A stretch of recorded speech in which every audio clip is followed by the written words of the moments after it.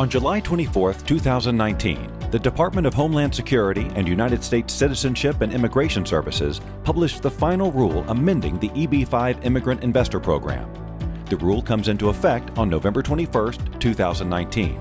The most significant changes relate to increased minimum investment amounts, the designation of targeted employment areas, or TEAs, the retention of priority dates for EB-5 petitioners, and procedures for the removal of conditions on permanent resident status.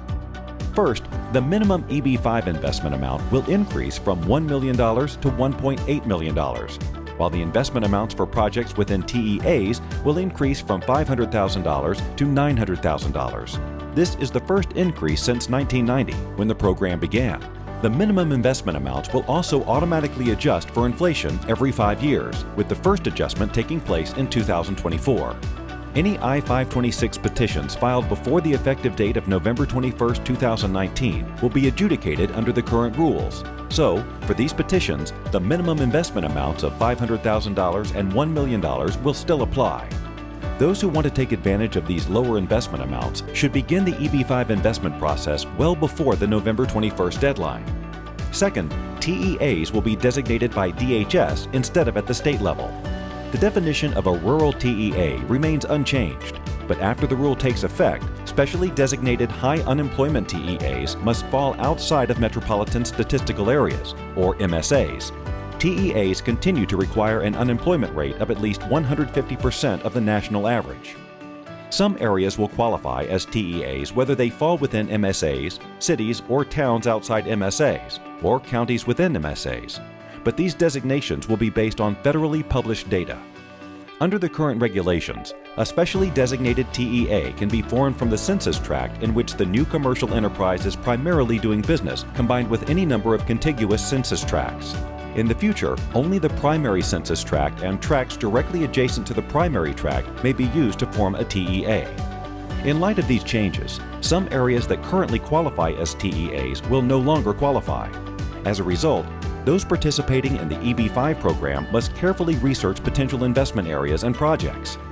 Third, some EB-5 petitioners will be able to retain the priority date of an EB-5 immigrant petition that has been approved and use it with any subsequent EB-5 immigration petition.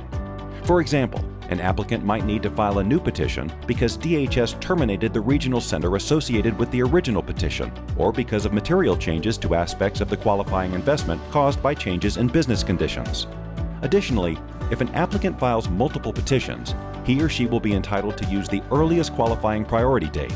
However, a priority date can be used only once, so if an applicant uses a priority date to obtain conditional permanent resident status, that priority date will not be available for any subsequent petitions. EB-5 investors whose approval was revoked because of fraud or a willful misrepresentation of a material fact, or because the approval was based on a material error, will not be eligible to retain their priority dates. Priority dates cannot be passed on to family members either. Being able to retain a priority date will be particularly useful when visa demand exceeds supply.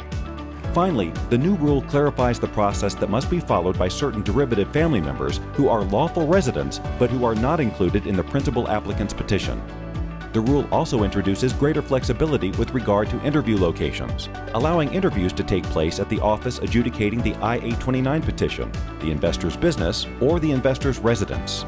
Currently, interviews generally take place at the investor's business. Additionally, the rule streamlines the process of collecting biometric data, simplifying the process for issuing green cards and reducing costs for applicants.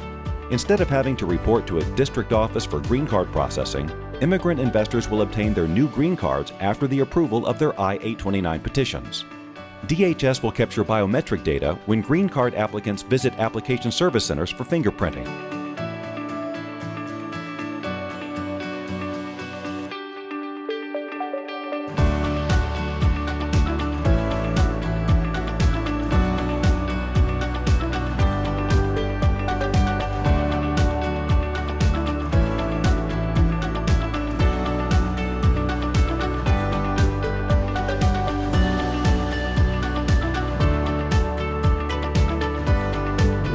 Contact us today to take advantage of the current EB-5 program rules and to learn more about the implications of the new rules.